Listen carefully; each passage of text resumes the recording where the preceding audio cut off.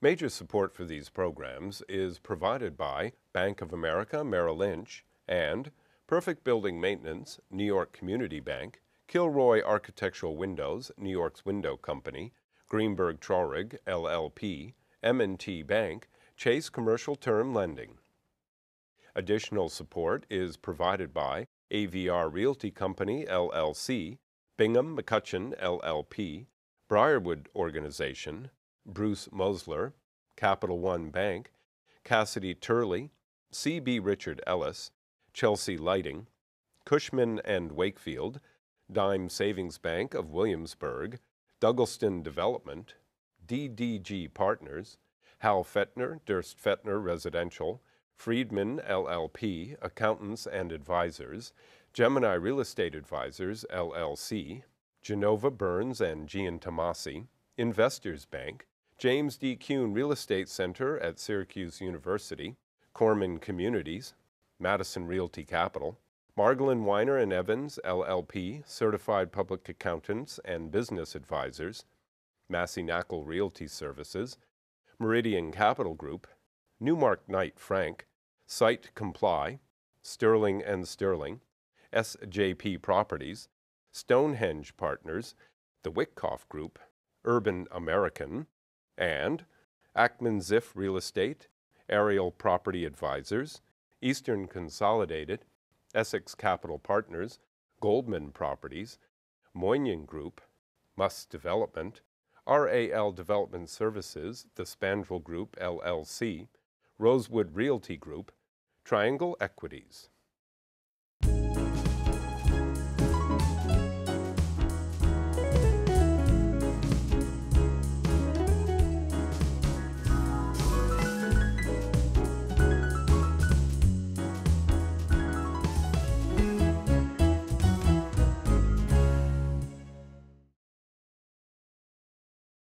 His name is Louis B. Coleman.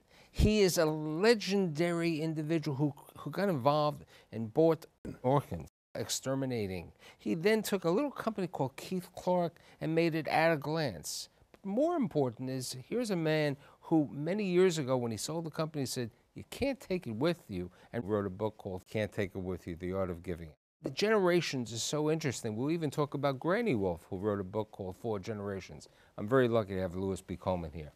So Louis, your family goes back, let's go to your mother's side. I mean, let's talk about the Sephardic people. When did they come over? Well, they left Spain, as you know, in the 1500s of the Inquisition.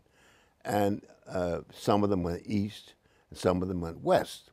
Those that went west settled in some of the Caribbean islands. And that's where some of my ancestors came up from there. And they were primarily prosperous banker types. They were nothing like the later influx. Right, but your family came to New York in like probably the early 1700s. Early 1700s. Very interesting life, with the families, because going back, in Four Generations, which was written by Granny Wolf. Right. There are family trees over here. Lazarus, Yeah. one who famous Emma Lazarus. Emma Lazarus. Okay, and then we talk about famous people. Cardoza, Justice Cardoza, Benjamin Cardoza, Yes. was a relative of yours also. So that was that side of the family. So let's talk about the Colemans, or your father's side of the family. They came over what, in 1840? Well, that was 1848. There was a whole there was an exodus of German Jews at that time, and they came over with that, and I believe it was Ferdinand, Kuhlman. Perlman, right? Well, they changed their name to CUWL. Now he was a wine merchant, right? He was a wine merchant, and when he got over here, he found there was no wine business, but as you know, tobacco was discovered really over here in the new country. And he switched to tobacco because there was no tobacco leaves, right? Tobacco leaf, and they found out that the tobacco leaf was for cigars was being grown primarily in Sumatra, and Sumatra being a Dutch possession colony, the auction of Sumatra tobacco took place in Amsterdam. And I love to tell this story of my grandfather. That would be Joseph F. Coleman Sr., who would be the son of Ferdinand Coleman. He had a size 18 neck, and he used to go over in the Holland American line, and he was sort of a two-fisted drinker. And one day he gets over there, and I guess he had a little too much. And in the heat of battle in 2011, in the bidding, he found himself buying the whole crop for $2 million, which in 1911 was a lot of money. No question. And he sobered up on the way back in the Holland American. Where in the heck am I going to get $2 million? So he goes to see his friend at the First National Bank, and his friend says, well, the legal limit of the bank is maybe $200,000. There's no problem. I'll okay that. But I personally will lend you the other $1.8 million. Well, you don't find bankers like that anymore. No more, no question. But you know, we were talking about Granny Wolf. Granny Wolf married her husband. Granny Wolf was Sephardic, right? Yep. From the Nathan side of the family, and at that time, it was the German Colemans. Granny Wolf was your grandmother, correct? Yeah. She married in the faith. She married a guy named Julius Wolf, right? Who was part of the same clan, so to speak. And he died quite young. Granny Wolf was a widow at age 39, lived to be 92. Right. She wrote the book when she was in her 86. 86. Now, your relatives, you know, you have this school background. Where'd your brothers and you go to school? I mean, your father went to Yale. His brother went to Yale. Let's talk about that. You say. Well, my father went to Yale, and he had a burning desire that he wanted my older brother, Joe, to go to Yale. And he heard there was a prep school that prepared people for Yale called Hotchkiss. And for some reason or other, Joe wasn't academically qualified to get into Hotchkiss. So he heard there was a pre-prep school called Fessenden. So Joe went to Fessenden, and that prepared him for Hotchkiss.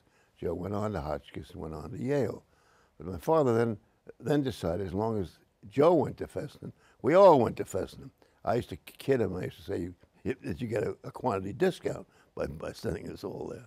And you know, something which is interesting, when you and I got together, you know, where Granny Wolf lived, where'd Granny Wolf live before you moved to the west side? Well, Granny Wolf started at 14th Street, then 23rd Street.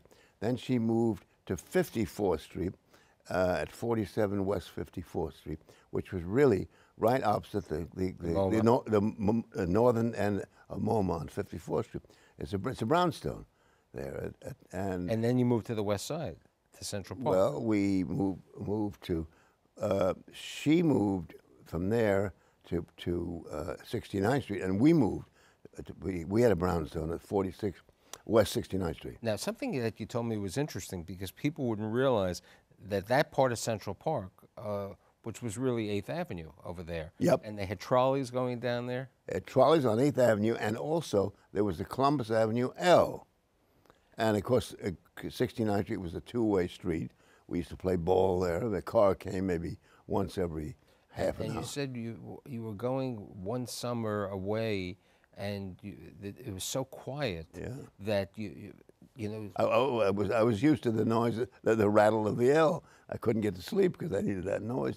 Now, something happened when you were young, which really later on in life, after you go to Yale, you liked meteorology, right? As a very young boy, for some reason or other, I liked meteorology. And I think I was 6 or 7 years old, and my family said, "What do you want for Christmas?" In those days, there was a New York City daily weather map. And I said, "I'd like that. I think it cost $6. And they said, "Well, what else do you want?" I said, "That'll do." But they made me feel ashamed of the fact that a Coleman should be interested in something as peculiar as weather. So I lived with this burden all through my years at Fessenden. I was there for 3 years. and there were 4 years at Hotchkiss And then you went to Yale. and 4 years at Yale.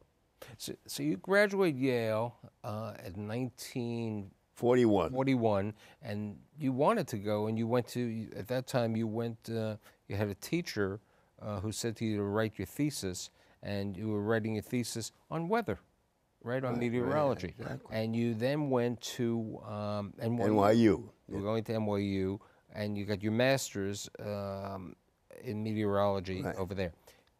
It's 1941, the war breaks out. What happens? Well, I have to backtrack a little bit. The professor at Yale was a guy named Cecil Driver, and he said, "What do you want to write your thesis?" I was majoring in government, and I said, "I haven't got a clue." Then he said, in the nicest tone of voice, "Tell me, what interests you?" And I remember to this day, I said, "Gee, shall I tell them?"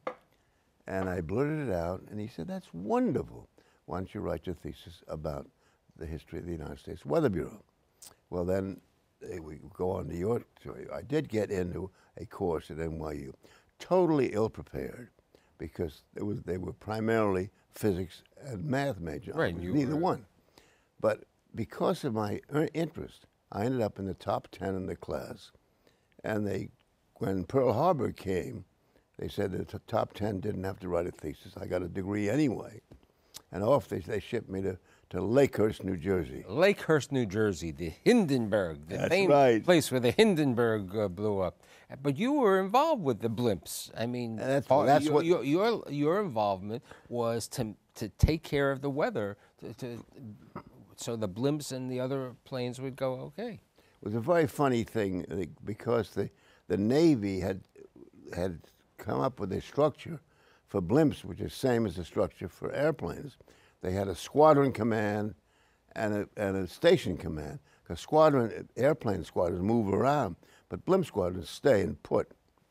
I was attached to the station, but my clients, or whatever you want to call it, were the squadron. Anyway, my boss was a very peculiar guy, regular Navy, knew very little about meteorology. I had just taken a course, knew more than he, but that was bad news for me. So he said, "Okay, Coleman, you take the early morning trick one day, I'll take it the other day." And he put out these jackass forecasts, which he can't even do today. During the takeoff period, southeast 6, gust to 8, southeast 8, gust to 10, the wind increasing a little bit. So one day I came down late, and the hangar doors were open. Black clouds coming. I said, "Oh my God, the blimps are out, it must be." I get to the place. The first thing I always did was go over to where the map was. He had a clipboard on the side of the map with his forecast. There it was, southeast 6, gust to 8. Turned around and looked at the anemometer. Northeast 40, gusting to 60. Around the corner comes my boss, Kellerman. "Coleman, why the hell weren't you in here earlier? I could have blamed this goddamn thing on your inexperience." I said, "Aye, sir. That's what you're supposed to say, no matter what." Well, but now then, the squadron commander, a guy named Sam Bailey, used to come to me and call me aside and say, "What do you think?" A little scary, but he kept asking me. And one day he came to me and he said, "I'm opening up a station at South Weymouth, Mass. Would you like to go up with me?" I said, "When do we leave?" So that changed my whole life. I went up there at South Weymouth. Which is important. So we're gonna move on because I want to talk about your career. So it was the Navy, the war ends. You then go in right afterwards you created the Weather Bureau. I had a weather service in Boston. It really was a snow and ice warning service for cities and towns. And the sales pitch we made was that we would say, if the Weather Bureau says snow tonight, what do? Well, we get the boys out to the barn at 11 o'clock. I said, "You're making a forecast on top of the Weather Bureau's forecast. I think we can do a better job," which we did. And then we developed forecast forms. And then to my astonishment, one day they came and said, "We think the Weather Bureau can do what you can do."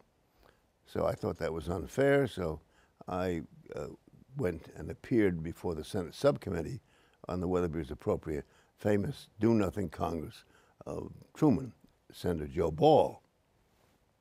And I made my testimony there. It was 28 years old. in an august chamber like that. You come back to New York after the Weather Bureau. Right. You start working at Wertheim? What happened is I gave up the weather business, and my father said, if you want to go in the banking business, you go to work at Wertheim. And I went there knowing nothing about banking at all.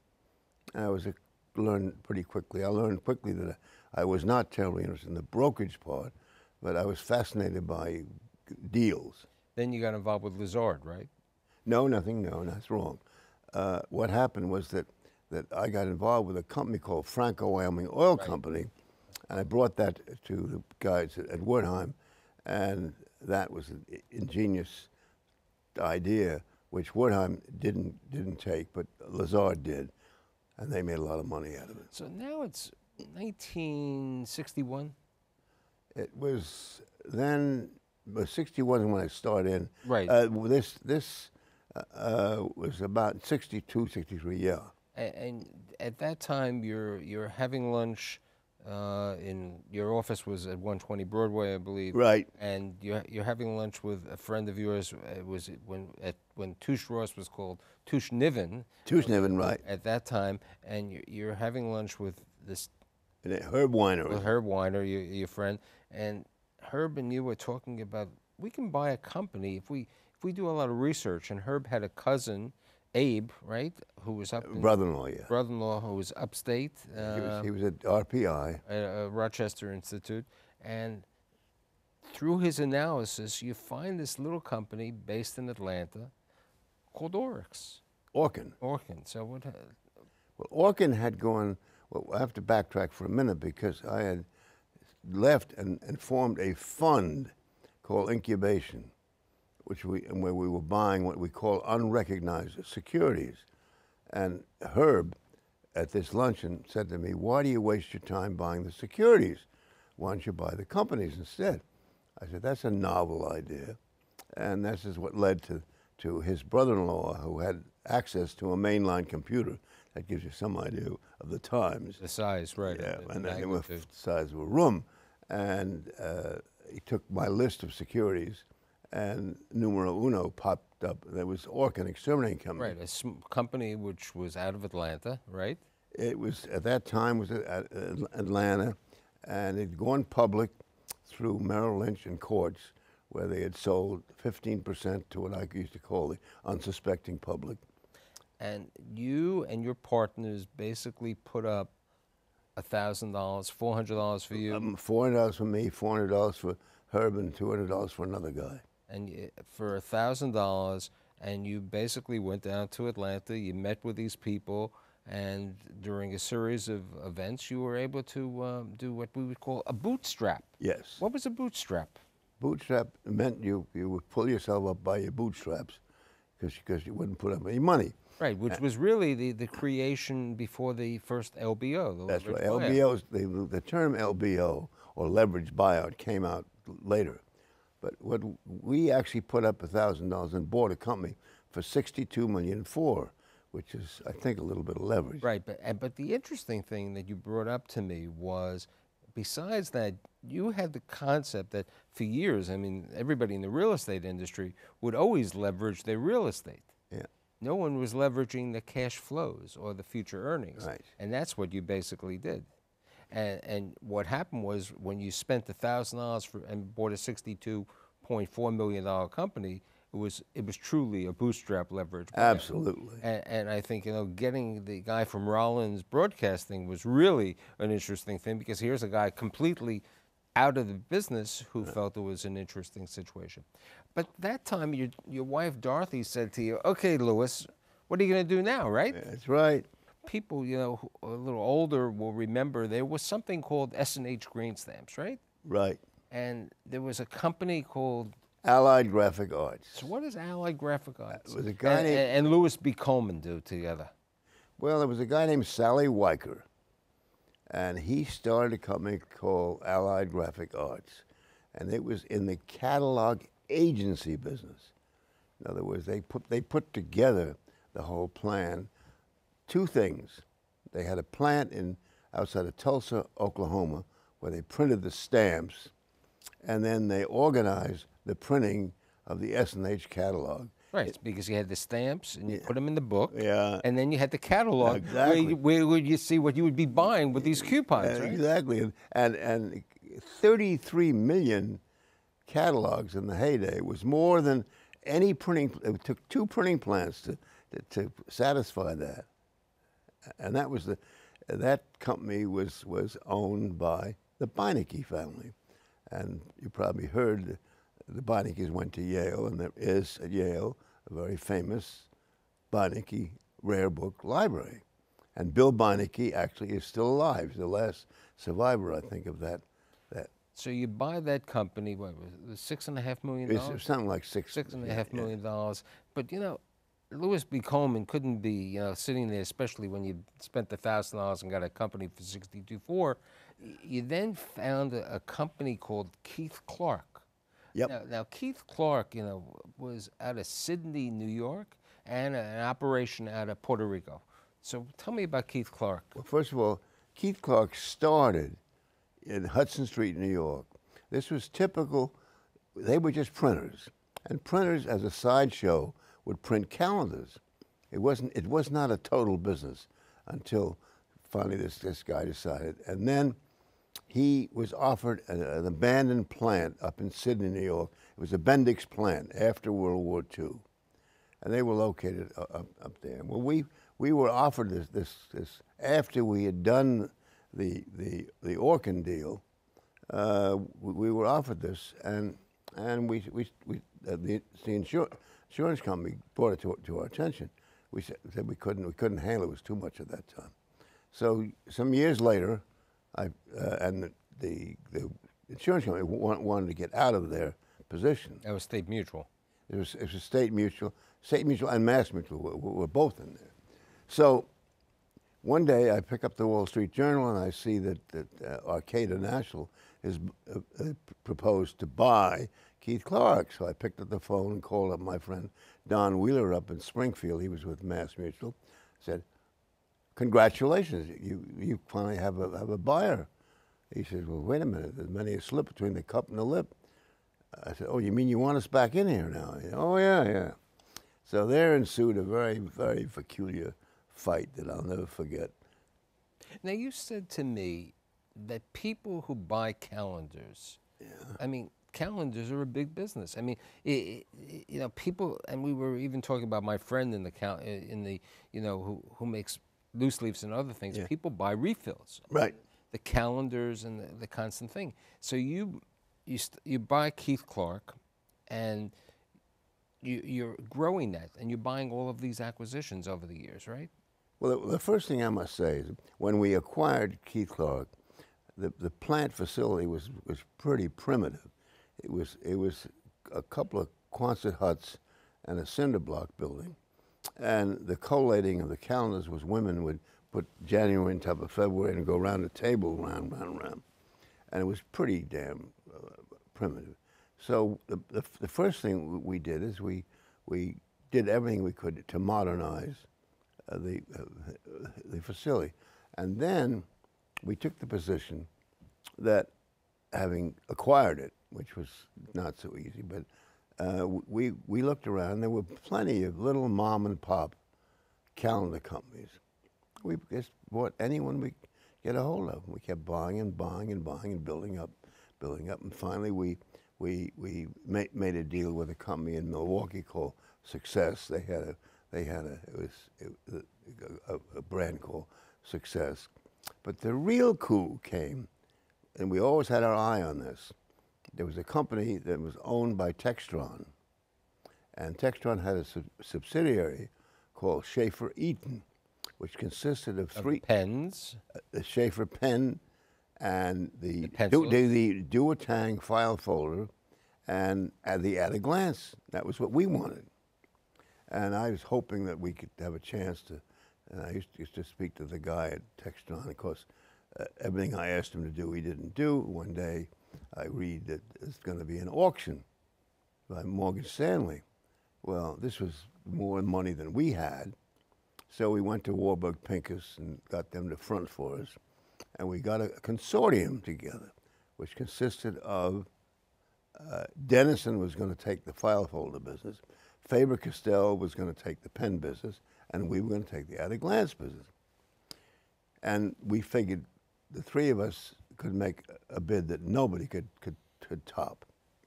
And the problem, how do we sort it out after we were worried about that? Well, when the bids were opened up, to my astonishment, we were outbid by an Arab investment company called Jeffenor. I'd never even heard of them. I got a hold of an annual report, found I knew one of on the board of Jeffenor. He was a guy from State Street. I called him up and said, I'd like to meet these Arabs. Turned out the guy was a Lebanese who had an office at 345 Park Avenue.